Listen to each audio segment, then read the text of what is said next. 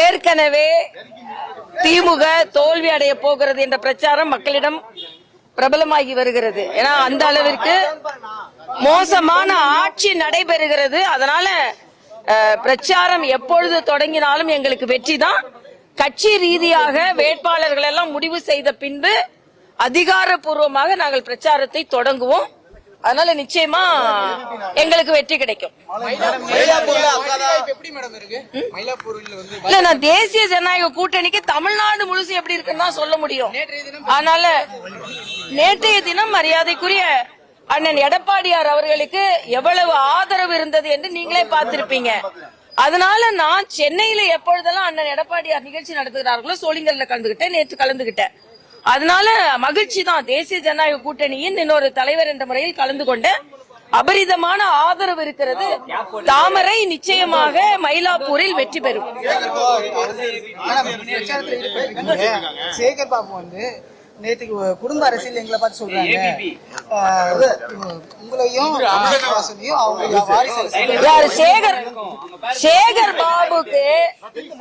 சேகர் பாபு சொன்னாரா குடும்ப அரசியல் அவங்க சொல்றாங்க. தமிழிசை என்ன, வாசன் என்ன?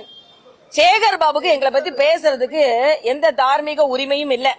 நான் அப்பா வளர்த்த பொண்ணு, ஆனா நான் தேசியத்துல போய் என்ன தஞ்சம் புகுந்தேன். ஏன்னா மோடி அவர்களை எனக்கு பிடிக்கும்னு.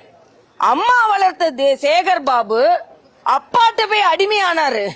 அதனால அவர் எங்க அப்பா பத்தி எல்லாம் பேசவே கூடாது. அம்மா அவரை எப்படி வளர்த்தாங்கன்னு தெரியும். இப்ப இன்னைக்கு அப்பான்னு சொல்ற ஸ்டாலின் போய் அடிமையா நீங்க உட்கார்ந்துருக்கீங்க. அதனால அம்மா வளர்த்த சேகர் பாபு அப்பாட்ட போய் அடிமையானதை வச்சு அப்பா வளர்த்த பொண்ணை பத்தி பேசக்கூடாது. நான் அப்பா கட்சியில இல்ல, வாரிசு அரசியலை நான் எந்த விதத்திலையும் பயன்படுத்திக் கொள்ளவில்லை. நானே 27 வருஷம் ஆச்சு பாஜக சேர்ந்து அடிப்படை உறுப்பினர்ல ஆரம்பிச்சு மண்டல், மாவட்டம், மாநிலம், தேசியம் அப்படின்றல நான் வளர்ந்திருக்கேன். அதனால எங்களை பத்தி எல்லாம் அவர்களுக்கு பேசுறதுக்கு வாரிசு இல்லாத வாரிசுகள், அவங்க எல்லாம் வாரிசுக்காக வாரி கொடுக்கின்ற வாரிசுகள். அதனால எங்களை பத்தி அவர் பேசக்கூடாது. மோடியா லேடியா கேட்ட அரசியல் செய்த ஜெயலலிதாவின் கட்சியை பாஜக விழுங்கிடும் இன்னைக்கு சிவசங்கர் பேட்டி அளிச்சிருக்காரு. சிவசங்கருக்கு இப்ப என்னங்க பிரச்சனை? டெல்லிக்கு போனா அவருக்கு என்ன பிரச்சனை? இன்னைக்கு ஒண்ணு என்னன்னா பயம் படுறாங்க. டெல்லிக்கு போய் அண்ணன் எடப்பாடியார் ஒருவேளை டிக்கெட் போட்டாருன்னு வச்சுக்கோங்க, இங்க திமுக சிவசங்கர்ல ஆரம்பிச்சு முதலமைச்சர் வரைக்கும் உதறல் எடுத்துக்குது. டெல்லி எங்கங்க இருக்கு? டெல்லி இந்தியாவுக்குள்ளதானே இருக்கு, தலைநகர் தானே டெல்லி. அதனால டெல்லிக்கு போனா இவங்க பயம் எடுத்துக் கொள்கிறது. ஏன்னா அந்த அளவிற்கு குற்றவாளிகளாக இந்த அமைச்சர்கள் எல்லாம் இருந்து கொண்டிருக்கிறார்கள். இன்னைக்கு என்ன பட்டியல் எல்லாம் அமைச்சர்கள் இருக்கிறார்கள். உங்க பட்டியல்ல யாரெல்லாம் இருக்கா? வாரிசுகள் தானே அதிகம் இருக்கிறீங்க. இன்னொன்று, உங்க அமைச்சர்கள் சில பேர் போட்டி போட முடியாத நிலை ஏற்பட்டு இருக்கிறது. அதனால இவங்க எனக்கு ஆச்சரியமா இருக்கு. காலையில அமித்ஷா அவர்களிடம் இருந்து தகவல்களை வாங்கி வருகிறார்கள் அப்படின்னு சொல்லி நீங்க பாத்தீங்களா? இன்னொன்னு, ஸ்டாலின் அவர்கள் கனிமொழி ஏன் டெல்லிக்கு போனாங்க? இன்னைக்கு யார்கிட்ட இருந்து தகவல் வாங்குறீங்க? சரி, நாங்களாவது கூட்டணி கட்சி தலைவர்களிடம் இருந்து சில தகவல்களை பெற்றுக் கொள்கிறோம். நீங்க உங்க கூட்டணி கட்சி தலைவர்களை எப்படி மதிக்கிறீங்க? அண்ணன் திருமாவளவனை பத்தி பேசுனா நீங்க அவருக்கு நியாயம் கொடுக்கல. அங்க உள்ள கம்யூனிஸ்டுகளுக்கு நியாயம் கிடைக்கல. உடனே இன்னைக்கு சொல்லுவாங்க நாங்கெல்லாம் நியாயத்தோட தான் இருக்கணும். எங்களை காட்டி பயமுறுத்தி ஒரு சீட்டை குறைக்கிறாங்க.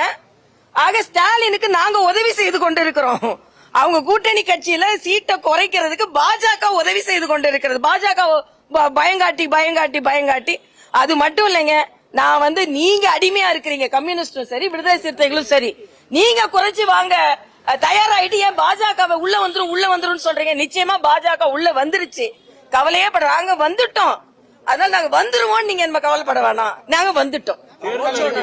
அனுமதி மறுக்கப்பட்டிருக்கு. இது தேர்தல் களத்துல வேட்பாளர்கள் மக்களிடையே சென்று பிரச்சாரம் செய்யறதுக்கு எந்த தடையா இருக்கும் இன்னைக்கு சொல்லிருக்காங்களா?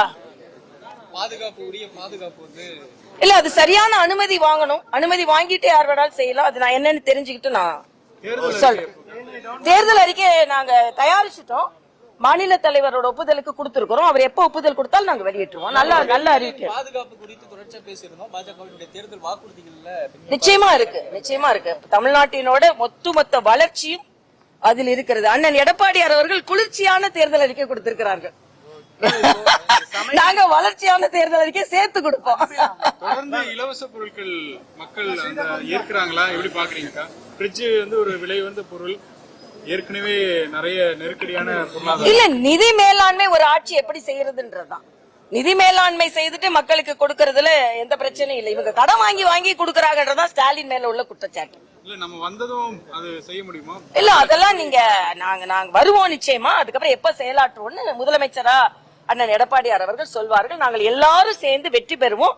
எங்களுக்கு எந்த பிரச்சனையும் இல்ல. எங்களுக்கு சீட்டு எல்லாரும் நாங்க பகிர்ந்து கொண்டதிலும் சரி, இடங்கள் பகிர்ந்து கொண்டதிலும் சரி, எல்லாருமே இணைந்து செயலாற்றி கொண்டிருக்கிறோம்.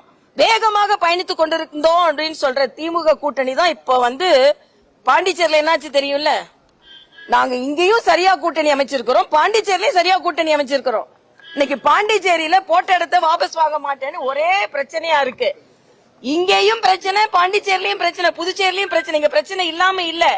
அதனால நாங்க பிரச்சனைகளை தீர்த்து நாங்க வெற்றிப்படியை தாண்ட ஆரம்பித்து விட்டுறோம். அவங்க இப்ப வெற்று தேர்தலை கூட்டணியை பேசிக் கொண்டிருக்கிறார்கள் என்பதுதான் எனக்கு